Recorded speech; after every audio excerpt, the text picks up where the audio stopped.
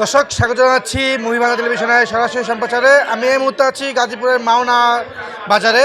দর্শক কিছুক্ষণ আগে ঘটে যাওয়া একটি ঘটনা, চারজন চোর চক্র একটি অটো চুরি করতে আসলে একজনকে আটক করে ফেলে জনতা। আটক করে চোর স্বীকার করেছে এমসি বাজার আলী তাকে পাঠিয়েছে। আমরা এখন সরাসরি কথা বলবো অটো চালকের সাথে। এখন উনি অটোর মালিক। আপনি অটো রেখে কোথায় গেছিলেন? খাসি কিনবার বাড়ি গোসিঙ্গা শ্রীপুর থানা। অটো চুরি হলো, এই বিষয়ে আপনার কি? আমি আইসা দিই চোর দইরা ফেলাইছে, অটো নিয়ে যেত কেমন, আপনার কি হতো? ক্ষতিগ্রস্ত হইতাম আমি।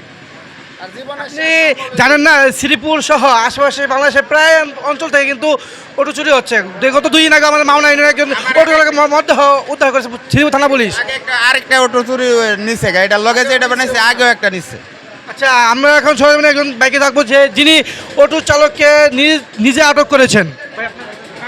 আমার নাম আমিনুল ইসলাম। ওই যে চুর এনে নিয়ে যাইতেছে, চাবি দিয়া মুচড়াইতেছে, তো আমরা দেখলাম আমার বিয়ে আরো সাথে লুক আছে, আর আমরা দেখে ওরে ধরলাম, হাতে নাতে ধরলাম। কতজন ছিল? একজন ছিল আর 2 জন তারে ফলো করতেছিল, মানে তার পিছনে ছিল, ওই কোথায় যায় আসে ওটা দেখার জন্য। আর একজন চাবি দিয়া মুচড়াইয়া ও নেওয়ার জন্য আসছিল। গত 2 দিন আগেও মাওনা ইউনিয়নে কিন্তু একটি মরদেহ উদ্ধার করেছে শ্রীপুর থানা পুলিশ। এই বিষয়ে মানে অটো চুরির বিষয়ে আপনাদের দাবিটা কি?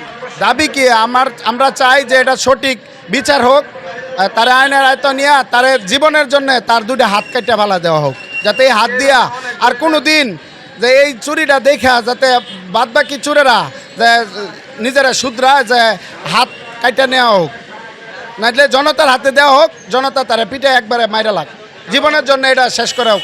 প্রশাসনের কাছে দিলে 2 দিন পরে যাবি না বাড়াইবা, আবার তারা চুরি করবে, কিন্তু প্রশাসন কোনো উদ্যোগ নিতেছে না এখন পর্যন্ত। এই যে চুরি হইতেছে, মার্ডার হইতেছে, প্রশাসন কি করতেছে? কোনো কিছুই করতেছে না। এই চুরি বন্ধ করতে হলে একজনকে একবারে শেষ করে দিতে হইব, জনতার হাতে দিয়ে দেন, ওরা মাইরা ফেলাক, তাইলে যদি চুরি বন্ধ হয়। আমার মত এটাই।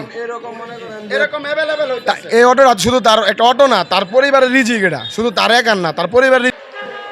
জনতার দাবি, এসব চোর চক্র প্রশাসনের হাতে দিলে প্রশাসন আইনভাবে পদক্ষেপ নিয়ে আদালতে প্রেরণ করলে 2-1 দিন পর তারা আবারও জামিনে বের হয়ে তারা আবারও এই অটো চুরির সাথে জড়িয়ে পড়ে। জনতার দাবি প্রশাসনের দ্রুত হস্তক্ষেপ। দর্শক, এ ছিল আমার কাছে সর্বশেষ গাজীপুর থেকে।